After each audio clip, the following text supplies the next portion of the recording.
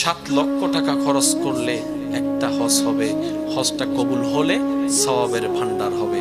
নবী বলে, আল্লাহ আমার উম্মতের তো সবার সামর্থ্য নাই, তাহলে তো গরিবরা সেই সওয়াব থেকে বঞ্চিত হয়ে যাবে। আল্লাহ একটু দয়া করে সহজ করে দাও না। কেননা আগের যুগের নবীর উম্মতের হায়াত ছিল 600 বছর, 700 বছর, 800 বছর, 900 বছর। আমার উম্মতের হায়াত 50-60 বছরের বেশি আর থাকেও না। এই ভিতরে তাদের গুনাহ বেশি, সওয়াব কম। আমার উম্মত যদি আটকায় যায়, আল্লাহ হাসরের ময়দানে আমি কিন্তু আমার উম্মতকে ফেলে জান্নাতে ঢুকবো না। এবার রব কেমন সুন্দর করে কাজটা সহজ করে দিচ্ছেন দেখেন। আল্লাহ তাআলা বলে, আমি আপনার উম্মতের জন্য হজ ফরজ করেছি, কিন্তু সবার জন্য নয়। যাদের সামর্থ্য আছে তাদের জন্য হজ ফরজ করেছি, যাদের সামর্থ্য নাই তাদেরকে হজ নিয়ে প্রশ্ন করাও হবে না। এবার আমার যুবক ভাইরা আওয়াজ দিয়ে বলেন, আল্লাহ আমাদের জন্য একটা বাঁচার অপশন দিছে কি দেয় নাই? যদি বলতেন সবার জন্য ফরজ, কেমনে করবে আমি জানি না, করা লাগবে,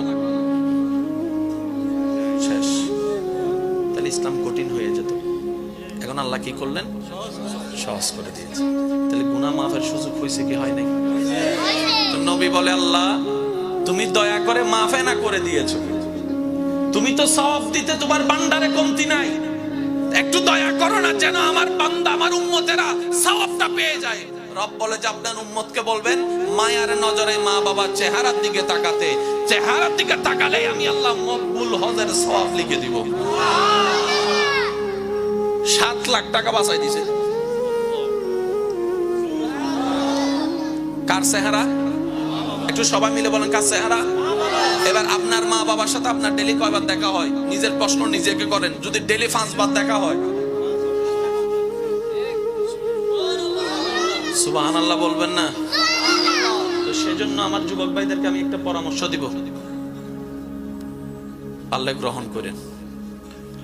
মায়ার নজরে, ভালোবাসার নজরে, শ্রদ্ধার নজরে মা বাবার চেহারার দিকে তাকাইলে শর্ত এটাই। এখন আমরা যে সমাজে যেভাবে বসবাস করি, ওই যে কথাই আছে না, যদি হীরার আংটি থাকে এটার দাম থাকে না, যদি না থাকে সেটা স্বপ্ন